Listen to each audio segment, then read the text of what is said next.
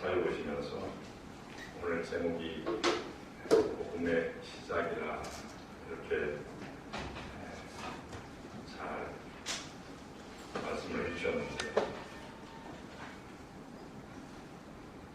이 자리가 복음이 전파되는 자리가 되길 원합니다. 그것이 오늘 우리가 예배 드리는 목적이기도 하며, 또한 이 복음은 하나님께서 시작하셨고 또한 하나님께서 역사하시는 가운데 성령을 통해서 우리에게 계시해 주신 것이기도 합니다. 특별히 우리의 삶에, 우리의 인생에, 우리의 정체성이 무엇인가를, 우리의 존재가 누구인가를 알게 되는 순간이 바로 복음의 시작이기도 합니다. 우리는 이 복음을 모를 때에 정말 무엇이 우리의 삶인가를 잘 알지 못하기 때문에, 제가 오늘 김지택 장로님 오랜만에 뵙습니다 하는 그 인사에 상당히 찔림이 많습니다. 저 나름대로 한 두어 달간 상당한 큰 아픔이 있었습니다. 그 아픔 속에서 과연 내가 발버둥치고 있는 것이 무엇인가, 그리고 내 자신의 존재가 무엇인가를 다시 한번 생각해보고 이제 다시 복음으로 돌아온 순간이기도 합니다. 제가 그동안에 전화를 거의 안 받고 그랬더니 여러 사람들이 메시지가 왔는데, 그런 분이 아니신데 걱정이 됩니다. 그러면서 어디 아프신가 아니면 무슨 큰일이 있으신가 그래서 큰일이 있었습니다. 그런데 그 큰일을 복음으로 다시 극복하기 위해서 발버둥치는 저에게 여러분들이 정말 기도 좀 많이 해주시기 바랍니다. 저처럼 연약한 사람을 하나님이 세우셔서 복음을 선포하고 전파하게 하신 그 은혜가 너무 큰데, 그 은혜를 잠깐 망각한 것 같고, 망각했다기보다는 좀 욕심이 앞섰던 것 같습니다. 나중에 아마 기회가 되면 조금 말씀드리면서, 왜냐하면 이 말씀을 드려야만이 우리가 잘못 가고 있는 길, 오늘 신재현 장로님이 기도하셨는데 좌익, 지금 현재 좌익뿐만이 아니고 우익도 문제 아닙니까? 우리가 오직 하나님의 길을 달려가야 하는데 좌우로 얘기하면서 모든 것을 좌쪽으로 돌리는 것도 좀 문제가 있는 것 같습니다. 저는 이 시간에 오늘 우리가 성경으로 돌아가자, 꼭 루터나 칼빈이나 뭐 이런 스윙글이나 이런 사람들이 얘기한 것뿐만이 아니고, 저는 우리나라 사람으로서는 박아론 교수님을 상당히 존경하는데, 그분의 그 우수주의 하나가 뭐 다른 거 없습니다. 예수님이 탄생하셨다, 그리고 예수님이 죽으셨다, 거기까지 얘기할 때는 우리가 실패한, 신천지가 말하는 실패한 그러한 기독교 같은데, 거기에 분명히 부활이 따라오죠. 그러니까 탄생하셨다, 죽으셨다, 부활하셨다, 그리고 승천하셨다, 재림의 약속이 있다. 이것이 우리의 성경의 근본이기도 하고 우리의 삶의 정체성을 말해주기도 하는 것일 뿐더러, 우리가 왜 예배드려야 되는지, 그리고 왜 이 자리에서 우리가 주님의 은혜가 정말 우리의 삶의 모든 것인지, 그리고 특별히 우리의 삶의 모든 것인지 뿐만이 아니고 우리나라의 모든 것이기도 하며 우리의 자손들, 우리의 후손들까지의 모든 것이기도 합니다. 왜냐하면 하나님이 어떻게 하시는가에 따라서 우리는 울고 웃어야 되기 때문입니다. 2014년도에 박근혜 당시 대통령께서 국무총리 후보로 한 사람을 부르셨습니다. 여러분 잘 아시겠지만 문창훈입니다. 뭐 얘기해 주실 것 같아서 얘기를 하는데, 그분이 후보 딱지를 떼지 못하고 낙마한 것이 가장 크게 문제가 되는 게 그분의 사상이었는데, 그 사상 중에 하나가 기독교입니다. 개신교. 그리고 그 당시에 그래서 개신교가 개독교라고 아주 폄하되고 험한 얘기를 들어야 했던 그런 당시의 상황이었습니다. 그 이유는 하나, 온누리 교회에서 그분이 장로로서 포럼을 하셨는데 그 포럼의 주제 내용이 당시에 3.1절에 대한 얘기였습니다. 그리고 이어서 광복에 대한 얘기였어요. 핵심 하나는 그겁니다. 하나님께서 우리나라를 일제의 지배하에 두게 하셨다. 요거 한마디. 그 다음에 그 뒤에 얘기를 충분히 이렇게 증폭해서 우리가 죽음과 부활을 얘기하는 것처럼 그 뒤에 광복도 하나님께서 이루시고 이렇게 지금 현재 우리가 이제 세계 열강에 들 수 있는 그런 경제 대국이 되게 하신 경제 대국이 된 것도 하나님의 은혜였다는 것을 얘기하는 그 영상 하나가 이제 온 나라를 시끄럽게 했죠. 그것이 그분이 낙마하게 되는 가장 큰 이슈가 됐습니다. 그리고 그 뒤에 이제 여러 가지 얘기들이 보태어집니다. 이분의 사상, 이분이 어떤 서울대학교 교수가 된 어떤 연역, 이 모든 것들이 다 거기에 한꺼번에 두리둥실해서 이런 사람이 어떻게 우리를 다스릴 내치, 그러니까 대한민국을 안에서 대통령의 뜻을 받들어 내치할 수 있는, 나라를 다스릴 수 있는 그런 자질이 있는가 없는가에 대한 얘기로 상당히 시끄럽고, 그분은 거의 제가 나중에 이제 벌써 5년이 흘렀잖아요. 나중에 들은 얘기입니다. 국무총리 자리를 헌신짝처럼 던져버렸다, 이렇게 어느 자리에선가 얘기를 했다고 합니다. 참 그것도 어떻든 우리는 우리의 삶의 정체성이 무엇인지 그분은 올바르게 본 것 같아요.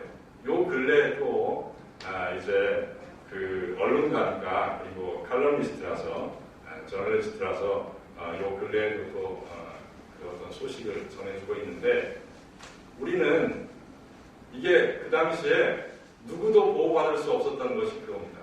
좌도 우도 다 같이 문창극 후보를 저 사람 안 돼 이렇게 얘기했습니다. 왜냐하면 어느 한쪽이라도 좀 어떤 언덕을 만들어서, 그 당시에 보수니까 보수 쪽이라도 그런 얘기를 듣지 않게 했어야 되는데, 무슨 뚱딴지같이 하나님 얘기를 하면서 대한민국의 역사가 하나님이 좌지우지하셨다, 더더군다나 이제 일제 치하에 두셨다라는 그러한 어마어마한 어떤 비극의 사건을 하나님이 하셨다, 이렇게 합으로 해서 그분이 모든 것을 잃게 되었는지, 잃게 되었다고 사람들은 얘기합니다. 그러나 저는 절대 그렇게 생각하지 않습니다. 그분은 바로 창세기 12장에서 얘기한 하나님께서 아브라함을 부르신 사건이 바로 그분에게 있었다는 거죠. 그분은 모든 것을 다 잃었습니다. 심지어는 자기 집에도 들어갈 수 없었다, 그렇게 얘기를 하고 있습니다. 어떤 사람들이 자기에게 전화를 해서 왜 그 자리에 왜 그것을 경거망동했느냐고 힐난했답니다. 그런 생각을 가지고 있으면 하나님께 영광을 나타나게 하기 위해서 좀 잠잠하고, 그러니까 드러내지 말고 예수 그리스도의 역사를 정말 오른손이 하는 것을 왼손이 모르도록 그렇게 했으면 얼마나 좋았을까 하면서 좀 경거망동한 것에 대해서 많이 비난도 받았다고 합니다. 그러나 그분은 끝까지 그렇게 얘기합니다. 나중에 한 2~3년 지나서 나는 그 당시에 세상 일을 다 버렸다. 바울의 얘기 기억나지 않습니까? 우리는 이 세상을 주관하시고 이 세상을 섭리하시고 이 세상을 다스리시는 분이, 우리가 지금 열 강의 어떤 그 지도자들인 걸로 생각을 해서 우리가 가끔 이런 얘기 하잖아요. 우리는 우리의 정치 역사를 주로 지정학적으로 얘기를 많이 하죠. 우리가 지금 현재 있는 이 위치가 아주 중요한 위치야. 더더군다나 요즘에 보니까 저 중국의 어떤 대륙과 저 환태평양 저 너머 쪽에 이제 미국과의 싸움이 극도로 이제 달했어. 그 당시에도 마찬가지였죠. 한 4개 나라 정도, 러시아, 그 당시에 소련이었잖아요. 뭐 러시아, 중국, 그리고 일본, 뭐 이런 미국, 이런 그 서양, 미국은 서양이 그 대변인 서양의 대표적인 그 나라를 미국이라고 하잖아요. 그래서 이런 열강의 그 틈바구니에서 우리의 역사가 정말 혼돈의 역사를 쓸 수밖에 없다. 이런 얘기를 하면서 부국강병을 자꾸 얘기하잖아요. 오늘 우리의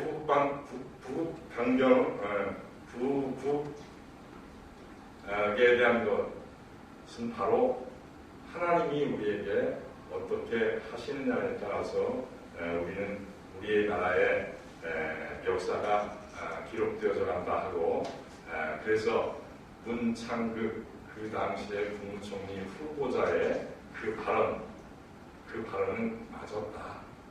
우리는 그렇게 얘기를 하고 있습니다. 오늘 우리가 여호수아 3장 13절에 보면 온 땅의 주 여호와의 궤를 맨 제사장들이 밑바닥이 요단물을 밟고 멈추면 요단물 곧 위에서부터 흘러내리던 물이 끊어지고 한 곳에 쌓여 서리라 하는 말씀이 있습니다. 여러분 잘 아시잖아요. 제사장님들이 언약궤를 메고 요단 강가에 여호수아의 명을 받아서 들어섭니다. 발을 디딥니다. 어디에?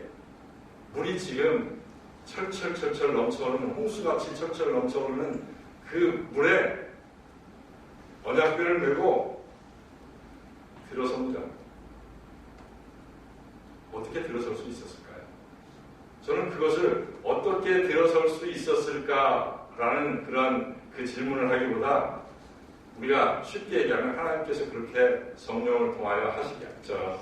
그 철철 넘쳐 흐르는, 당연히 그 물 빠져 죽어요. 한 사람도 아니고 더더군다나 언약궤를 맺습니다. 꼼짝달짝도 못해요. 물론 해병대 그런 특수훈련을 받은 사람들은 혹시 같이 몇 명씩이 같이 동시에 떠서 어떤 그 물건들을 옮기기도 하는 것을 봤습니다만, 그 당시 언약궤는 그 언약궤를 놓치면, 제사장들은 그 언약궤를 놓치면 그 감옥에 있는 간수들이나 마찬가지예요. 죽는 역사입니다. 그런데 그 언약궤를 메고 물속에, 요단강 속에 발을 내딛습니다. 그런데 오늘 끝절에는 이렇게 얘기합니다. 흘러내리던 물이 끊어지고 한 곳에 쌓여 서리라. 이걸 얘기하면서 우리에게 들려주는 얘기는 바로 여호수아서에서 들려주는 얘기는 바로 이것입니다. 하나님께서 역사하신다는 것입니다. 하나님께서 그 제사장들에게 그 도도하게 흘러넘치는 그 요단강가에 발을 넣을 수 있도록 은혜 베푸셨다는 겁니다. 믿음을 주셨다는 말씀입니다. 그리고 그렇게 나를 믿는, 하나님을 믿는, 여호수아를 통하여 그 하나님의 말씀을 믿는 그들에게 하나님께서는 은혜를 베푸셨다는 말이에요. 어떻게? 그렇게 흘러넘치는 그 물을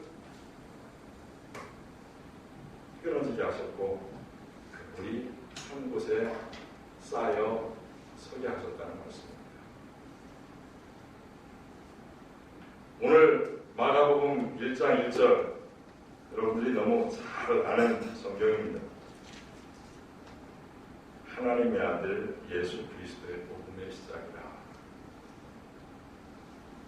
우리는 이것 때문에 살고 이것 때문에 죽습니다. 이걸 전파하다가 당시에 이 지금 마가복음의 저자, 이 마가도 이 성경의 마가복음의 1세기에 쓰여진 것인데, 이 마가복음에 쓰여진 배경은 바로 그렇습니다. 여러분, 네로 황제 잘 아시잖아요.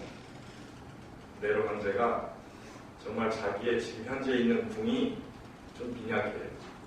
그러니까 훨씬 더 큰 궁을 짓기 위해서 자기 로마 시내를 그냥 불바다로 만들어버리죠.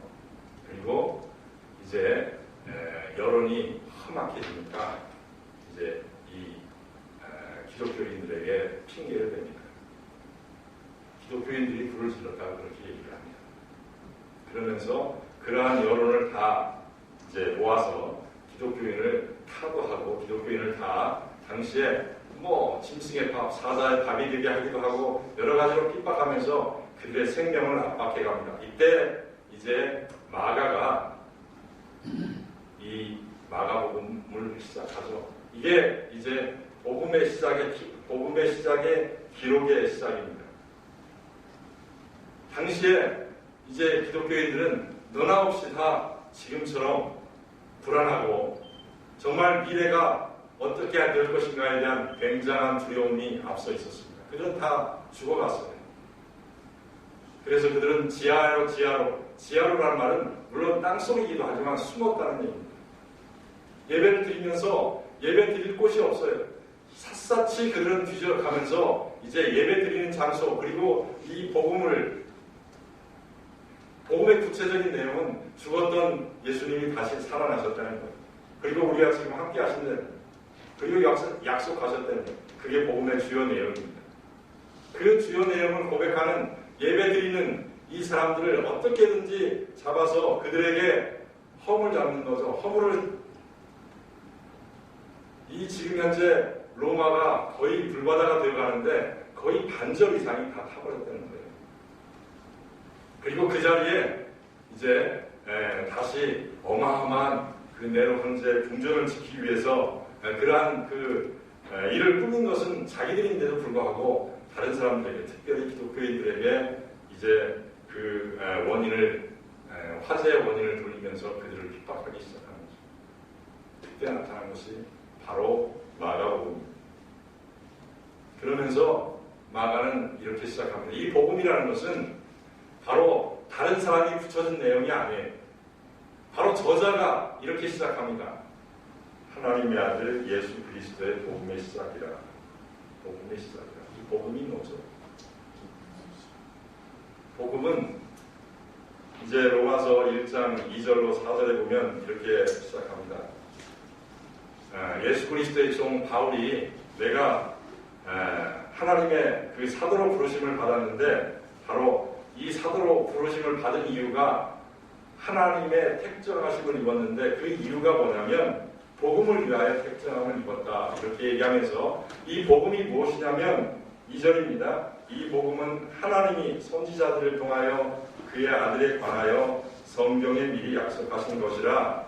그의 아들에 관하여 말하면 육신으로는 다윗의 혈통에서 나셨고 성결의 영으로는 죽은 자들 가운데서 부활하사 능력으로 하나님의 아들로 선포되셨으니 곧 우리 주 예수 그리스도시니라.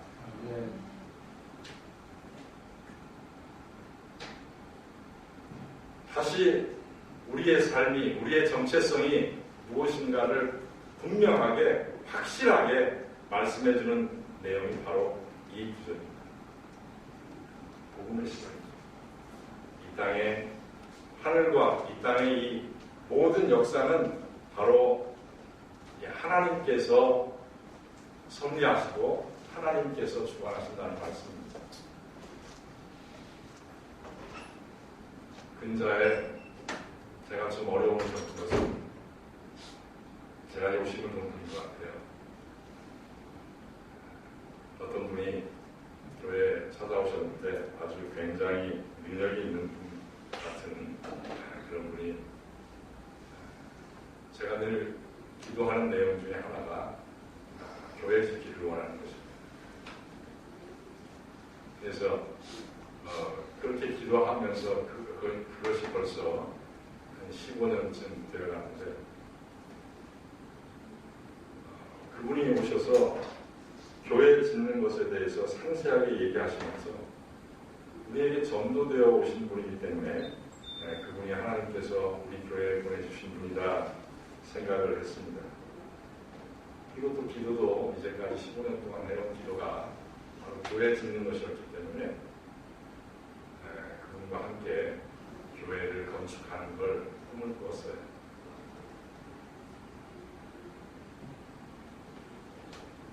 그런데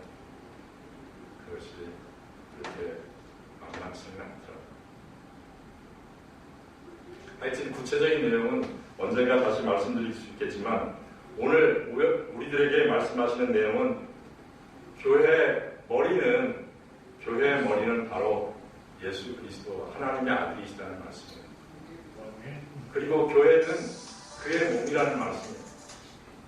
그러시면서 요한복음에서 이제 교회를 건축하는 건 바로 하나님이시다. 요한복음 2장은 그렇게 말하고 있어요. 예수 그리스도께서 성전을 청소하시죠. 우리는 그 예수 그리스도께서 성전을 청소하시는 내용을 성전이 당시에 무슨 장사하는 사람들로 가득 넘쳤다. 물론 우리가 현상으로 우리의 눈으로 보여지는 그런 내용들은 마찬가지, 그것이 별로 다르지 않습니다. 그러나 우리에게 성경은 다들 어느 곳이나 그렇게 말하고 있죠. 교회는 하나님께서 세우시는 것입니다. 인간의 손을 빌리지 않고 다윗의 손을 빌리지 않았습니다. 다윗이 모든 것을 다 준비했어요. 목재니 거기에 필요한 모든 인력이니 또한 기술이니 그리고 마음까지도 다윗이 다 준비했죠. 그래서 하나님께서 계시는 저 성전이 천막으로 되어 있으면서 언약궤가 저 천막 안에 저렇게 있는 것을 다윗은 보지를 못해서 그가 성전을 건축하려고 했죠. 그러나 하나님은 그의 손에 너무 피를 많이 묻혔다라는 얘기로 너희 아들이 성전을 건축하게 되리라 하는 말씀을 하십니다. 우리는 그 성전 건축에 대한 얘기를 이 세상의 모든 일들에 대한 얘기를 하나님이 하시겠다는 말씀이에요. 하나님이 하시겠다. 우리가 예배드리는 참 예배가 바로 하나님과 함께 드리는 예배인가, 그리고 하나님의 복음의 시작의 역사 속에 우리가 있는가라는 말씀입니다. 우리는 구약을 단지 어떤 현상 속으로 자꾸 어떤 기적 같은 일들이 벌어지는 것으로, 그리고 신약의 예수 그리스도의 그 얘기들을 어떤 병을 치료하고 많은 미라클, 기적들을 일으키는 장면 속에 예수 그리스도가 중심에 서 있다고 생각합니다. 그러나 예수 그리스도는 그럴 때마다 그 기적의 현장에 있을 때마다 그는 감추어졌고, 그리고 예수 그리스도의 말씀처럼 지금 이때는 내가 그리스도인데 나타내지 말라고 베드로에게 얘기하는 장면이 마가복음 8장에 나오다. 기적의 현장에 예수님은 있기를 원하시지 않으셨습니다.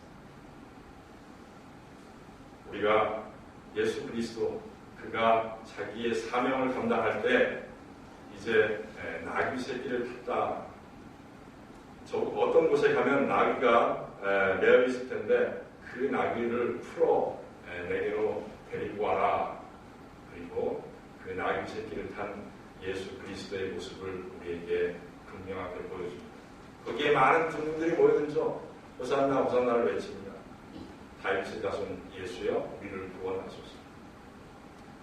그는 싸우러 들어간 것이 아닙니다. 그는 죽으러 들어가신 것입니다. 그리고 그 나귀 새끼를 탄 것도 아버지 하나님의 말씀을 그대로 응하게 하려고 나귀 새끼를 탔다고 말씀하고 있습니다. 오직 그분의 그 예수님의 마음속에는, 예수님의 머릿속에는, 예수님의 생각 속에는 오직 하나님 아버지의 말씀이 가득 넘쳐 있었습니다. 충만해 있었습니다. 그래서 지혜와 은혜가 충만하다고 성경은 기록하고 있습니다.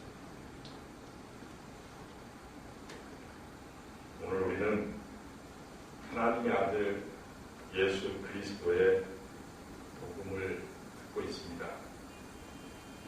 그리고 이 땅의 모든 역사가, 또한 저와 여러분들의 삶의 그 길들이 우리가 천국 가는 것이나, 또한 이 땅에서 우리가 예수님과 함께 천국을, 하나님 나라를 누리는 것이나, 또한 우리의 삶의 모든 변화, 처음 시작해서 끝이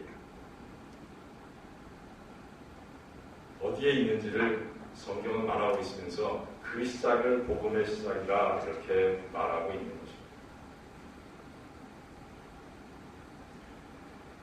선지자 이사야의 글에 보라 내가 내 사자를 내 앞에 보내리니 그가 내 일을 준비하리라 그러면서 오늘 우리가 읽은 5절 얘기입니다. 온 유대 지방과 예루살렘 사람이 다 나아가 자기 죄를 자복하고 누간강에서 그에게 세례를 받더라. 세례를 받더라. 자기 죄를 자복하고.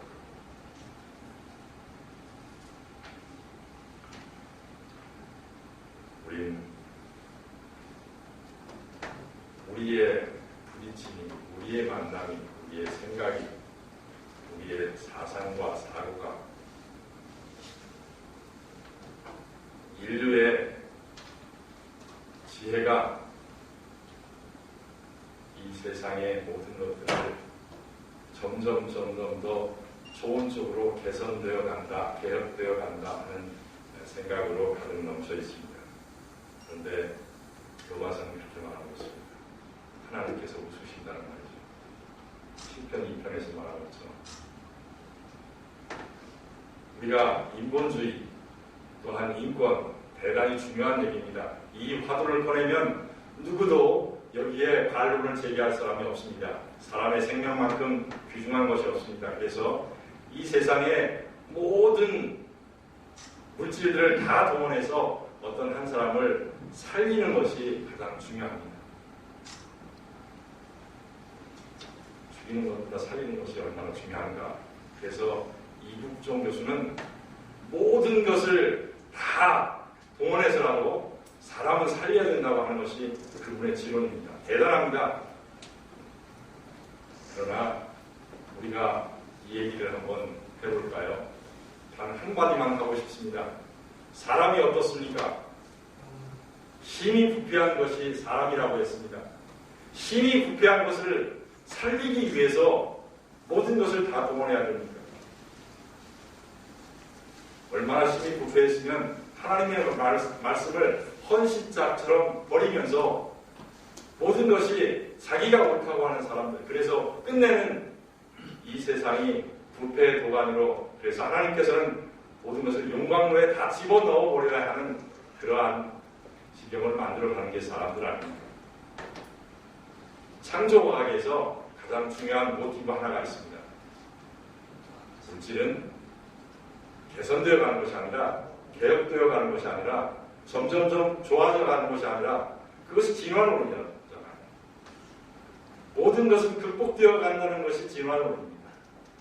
만물의 영장이 태어났고, 그리고 이 땅에서 가장 우수한 존재가 인간이라고 하면서 그 인간이 계속 진화되어 가고, 그리고 어떤 환경에서도 적응하면서 그 적응, 그래서 인간이 주인이 되어서 이 세상은 점점 더 선해져 간다고, 개선되어 간다고, 개혁되어 간다고 하는 것이 바로 인본주의입니다. 그런데 창조과학에서는 그걸 어김없이 얘기하고 있습니다. 물질은 부패해 간다고 하는 것입니다. 오늘 우리의 생명도 만약 우리가 물이 70%다, 80%다, 우리의 몸 안에 있는 물이 70%다, 80%다 하면 그 물은 말라간다는 얘기 아닙니까? 좋아져 간다는 얘기가 아니에요.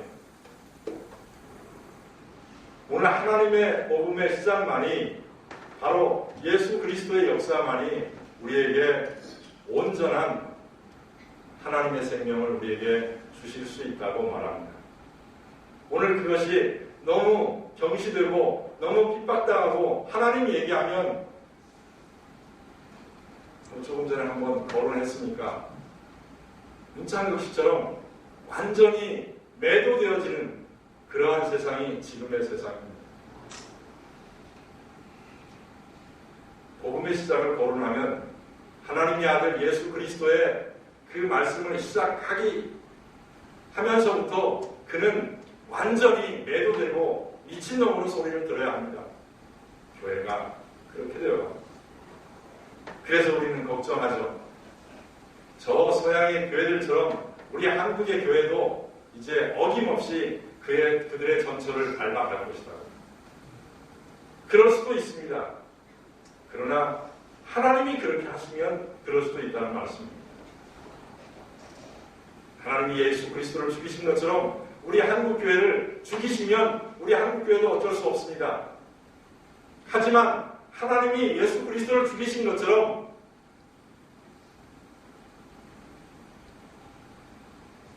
하나님은 죽이심으로 끝난 게 아니라 예수 그리스도를 사망에 내버려 둘 수 없었다고 고린도 전서에는 말하고 있습니다. 우리 교회도 만약 하나님께서 예수님처럼 죽이신다면 다시 부활하게 하신다는 것이 바로 성경의 말씀이고 오늘 복음의 시작입니다. 오늘 우리는 죽음을 걱정합니다. 부활을 모르는 사람이 됐어요.